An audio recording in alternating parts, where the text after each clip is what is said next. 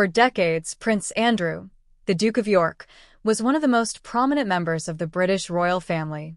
Known for his role as Britain's trade envoy, he traveled the world, meeting presidents, prime ministers, and kings, representing the United Kingdom in international business and diplomacy. His life was marked by privilege, grandeur, and influence. He lived in Royal Lodge, a massive 30-room mansion in Windsor Great Park, surrounded by acres of manicured gardens, staff, and every luxury befitting a senior royal. That home was more than a residence. It was a symbol of status, power, and belonging within one of the most renowned royal families in the world. For Andrew, maintaining this lifestyle was a reflection of the influence and authority he still possessed. But as events unfolded, what once signified power began to crumble, and the world watched as a royal life of opulence began to collapse under the weight of scandal, legal scrutiny, and public criticism. The beginning of this downfall can be traced to Andrew's association with Jeffrey Epstein, a convicted sex offender whose activities drew international attention and condemnation. Reports and documents suggest that Andrew's ties with Epstein were extensive, raising questions about judgment, influence, and propriety. Although Andrew has not been convicted of any crime, the allegations were serious enough to prompt police investigations and worldwide attention. The public perception of him changed drastically. From someone who once dined with world leaders, he became a figure associated with scandal and controversy. His attempts to clarify or mitigate the damage, such as the infamous televised interview, only deepened public suspicion and criticism. What had been a life of privilege was now overshadowed by legal uncertainty, reputational damage, and a growing sense of isolation within the royal family itself. The most visible sign of Andrew's changed circumstances came when he moved from Royal Lodge to Wood Farm, a 5-bedroom farmhouse on the Sandringham estate. This move was significant for many reasons. While Wood Farm is a historic property, once the retreat of the late Prince Philip, it is far more modest than Royal Lodge. The relocation represented a clear downgrade, not just in living space but in symbolic status. Moving from a sprawling mansion to a small farmhouse conveyed a powerful message about how far Andrew's standing within the royal family had diminished. It was a subtle yet undeniable signal. No longer fully supported by the traditional trappings of royalty, Andrew was now under stricter oversight, restricted and watched. The change was more than a physical relocation. It was a transformation in perception, power, and public image. Adding to the peculiar nature of this move was an incident that captured the public imagination and drew widespread attention: the presence of large piles of manure near Wood Farm. Just outside the farmhouse, roughly 200 yards away, freshly deposited manure created a strong visual and olfactory presence. Locals noticed it, the press reported it, and the internet responded with fascination. While manure application is standard agricultural practice in rural estates like Sandringham, the timing of its placement, coinciding with Andrew's relocation, seemed almost poetic. For some, it became a symbol of the dramatic reversal in Andrew's fortunes. From high society and royal pageantry to the smells and sights of countryside labor, the contrast was stark and, to many, darkly humorous. The anecdote became emblematic of Andrew's current situation, a mix of public scrutiny, symbolic commentary, and a life stripped of former luxuries. Beyond humor, Andrew's life at Wood Farm has been shaped by serious restrictions. He reportedly cannot leave the property without permission, must have visitors pre-approved, and is barred from horse riding, an activity central to his identity and long associated with his royal life. While horse riding might seem trivial to outsiders, the restriction is symbolically significant. For someone who represented Britain on the global stage and was accustomed to autonomy and privilege, being confined in this way represents a dramatic loss of agency. The oversight and limitations imposed on his daily life underscore the changing power dynamics within the royal family.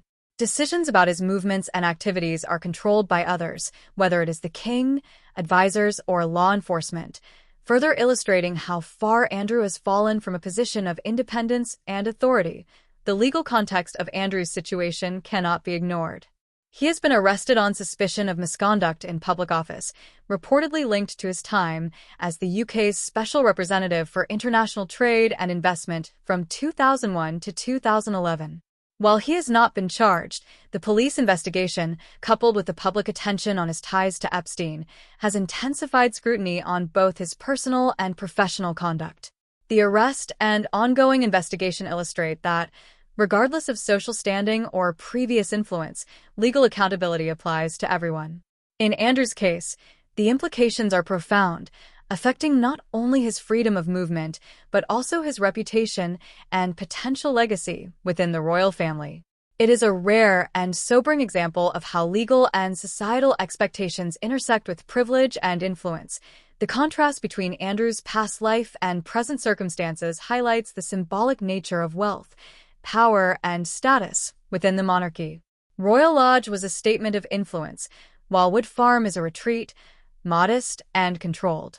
This shift demonstrates how closely reputation, privilege, and societal perception are linked, especially within highly structured institutions like the British monarchy. Andrew's story serves as a reminder that public figures, no matter how powerful, are accountable for their actions. His reduced status, the restrictions placed on his life, and the widespread public attention, even on something as simple as manure, reflect the social and symbolic consequences of scandal and controversy. It shows that reputation and standing are fragile, and the fall from grace can be swift and public. Moreover, Andrew's situation illustrates the interplay between media, public opinion, and royal authority. The media coverage of his arrest, restrictions, and even the manure incident demonstrates the power of narrative and perception. Public interest in his circumstances remains high, fueled by a combination of curiosity, humor, and concern for institutional integrity. The attention on Wood Farm, his limited freedom, and the symbolic meanings behind these events reveal how narrative shapes public understanding of royal events. This constant observation amplifies the impact of every decision and every action, making even mundane events highly scrutinized and potentially loaded with symbolic meaning. Despite the serious nature of his legal troubles, the story has a human element. Andrew, once accustomed to a life of privilege, now faces constraints and experiences a level of oversight previously unimaginable in his daily life. His movements are monitored, his choices limited, and even routine activities such as horse riding are controlled. The psychological and emotional effects of such a transformation are profound. For those observing from the outside, it may appear as a dramatic fall from grace, but for Andrew, it is also a lived experience of shifting identity, diminished influence, and the weight of public and familial expectations. Finally, Andrew's story is a reflection of broader themes: accountability, symbolism, and the fragility of status. The movement from Royal Lodge to Wood Farm, the police investigation, and the public's fascination with his situation encapsulate a narrative that combines power, privilege, scandal, and consequence. From the grandeur of a 30-room mansion to a modest farmhouse surrounded by manure, every detail of his story conveys meaning. It is a story that resonates because it is simultaneously dramatic, human, and cautionary, a tale of how the consequences of past actions, public perception, and institutional decisions can converge to reshape a life once defined by power and prestige. We have some breaking news this morning. Prince Andrew, the Duke of York, once one of the most prominent members of the British royal family, is living a very different life today. For decades, Andrew traveled the world representing the United Kingdom. He met presidents, prime ministers, and even kings. He lived in Royal Lodge, a massive 30-room mansion surrounded by acres of manicured gardens, staff, and luxury. That home wasn't just a place to live. It was a statement. It said, "I belong here. I matter. I have power." But now, that life of influence and privilege has crumbled. His name is tied to scandal, investigation, and controversy. And the latest chapter in his story? A move to a 5-bedroom farmhouse on the Sandringham estate, known as Wood Farm. It's a huge downgrade, and it comes with a story that has everyone talking, yes, even the manure. To understand how Andrew ended up here, we have to look at what came before. His connection to Jeffrey Epstein, a convicted sex offender, has long cast a shadow over his reputation. Documents and reports suggest that Andrew's ties with Epstein were extensive. Whether sharing information, attending events, or other associations, these connections raised serious questions. And while Andrew has not been convicted of a crime, police investigations, public scrutiny, and media attention have changed the way the world sees him. From someone who dined with world leaders, he is now a figure of controversy, his every move analyzed and debated. Even interviews intended to clarify his actions often ended up deepening public suspicion. The royal privileges he once enjoyed no longer protect him. Instead, they highlight the contrast between who he was and the position he finds himself in today. The most visible sign of that change is his move from Royal Lodge to Wood Farm. While Wood Farm has historical significance, it was Prince Philip's retirement home. It is a modest 5-bedroom farmhouse compared to a 30-room mansion. Moving from Royal Lodge to Wood Farm is more than a change of address. It's a clear signal about status, power, and trust within the royal family. Decisions about where Andrew lives now are no longer his alone. King Charles, advisors, and legal considerations all play a role. Wood Farm is private, quiet, and controlled. It represents retreat, restriction, and a loss of autonomy. For Andrew, it's a dramatic step down, and for the public, it's a vivid illustration of how much his circumstances have changed. Every detail matters because in the monarchy, symbolism carries enormous weight. And then there's the manor. Yes, manor. Just outside Wood Farm, roughly 200 yards from Andrew's door, freshly deposited manure is stacked high. Locals noticed it. The press noticed it. And the internet certainly noticed it. Now, before anyone jumps to conclusions, this is a common practice on rural estates. Manure enriches soil, helps trees grow, and is part of standard agricultural work. But the timing? 10 days before Andrew moved in, the piles appeared. From a symbolic perspective, the public couldn't ignore the contrast. A disgraced royal, under investigation, moving into a modest farmhouse, greeted by the unmistakable sights and smells of the countryside. The imagery became irresistible. It's darkly comic, almost like something out of a satirical story, but it also says something about the sharp drop from luxury to ordinary estate life. Beyond humor, Andrew faces serious restrictions at Wood Farm. Reports say he cannot leave the estate without permission, must have visitors pre-approved, and is banned from horse riding, a hobby central to his identity. Horse riding may seem small to some, but to Andrew, it was one of the last vestiges of his former life. Now it's gone. These restrictions reflect more than just safety or protocol. They are a public sign that his freedom, influence, and autonomy have been reduced dramatically. A man who once represented the United Kingdom on a global stage now lives under supervision, even in routine activities. The scale of this reversal is extraordinary. Every aspect of his day-to-day life is now subject to rules, oversight, and scrutiny that once would have seemed unimaginable for a royal of his rank. The legal context is also important. Andrew was arrested on suspicion of misconduct in public office, reportedly linked to his time as the UK's special trade representative from 2001 to 2011. While he hasn't been charged, the arrest was a public and dramatic event. He spent 11 hours in police custody on his 66th birthday, photographed leaving the station slouched in the back of a car, a stark contrast to the upright, confident posture expected of a senior royal. The incident is more than a legal matter. It's symbolic. It shows that status does not shield anyone from accountability.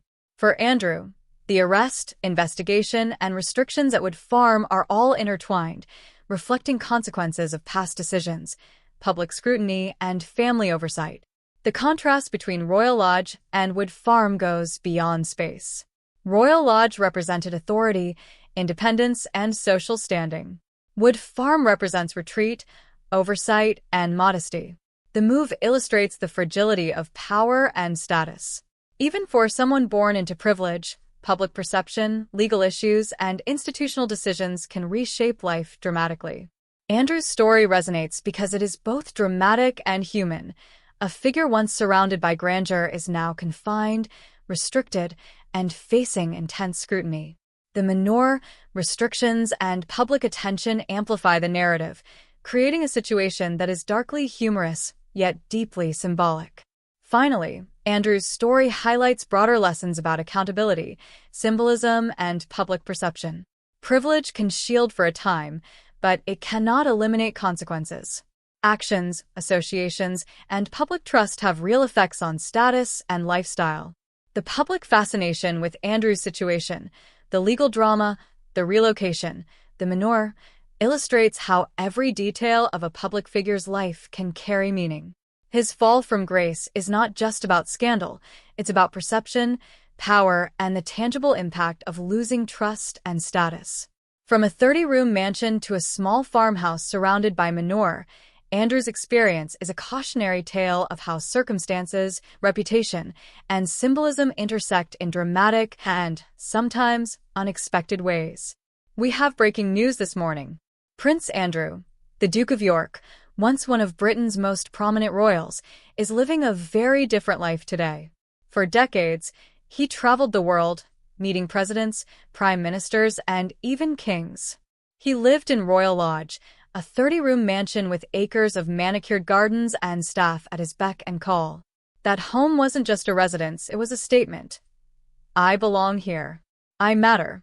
I have power. But now that life of privilege has crumbled. His name is tied to scandal, investigation, and public scrutiny. And the latest chapter? A move to a modest 5-bedroom farmhouse on the Sandringham estate. Yes, and the story even involves manure. To understand Andrew's fall, we need to talk about Jeffrey Epstein, the convicted sex offender. Documents suggest Andrew had extensive ties with Epstein, raising questions about judgment and propriety. While he has not been convicted, police investigations and media coverage changed public perception. From someone who dined with world leaders, Andrew became a figure of controversy. Even attempts to clarify his actions, like the infamous interview, deepened suspicion. Royal privileges that once shielded him now highlight the contrast between his past influence and current reality. The most visible sign of change is Andrew's move from Royal Lodge to Wood Farm, a modest 5-bedroom farmhouse. This wasn't just about space, it's about status. Royal Lodge represented authority and independence. Wood Farm represents restriction, oversight, and retreat. Decisions about his new home were clearly made by others, including King Charles and advisors. Every detail matters, because in the monarchy, symbolism carries enormous weight. And then there's the manure. Yes, manure. Fresh piles, stacked high, roughly 200 yards from Wood Farm. Locals noticed. The press noticed. The internet certainly noticed. Before jumping to conclusions, this is standard estate maintenance. Manure enriches soil for new trees. But the timing? 10 days before Andrew arrived. The symbolism was irresistible. A disgraced royal, under investigation, greeted by the unmistakable sights and smells of the countryside. Darkly comic, yes, but also strikingly symbolic. Andrew's life at Wood Farm comes with serious restrictions. Reports say he cannot leave without permission.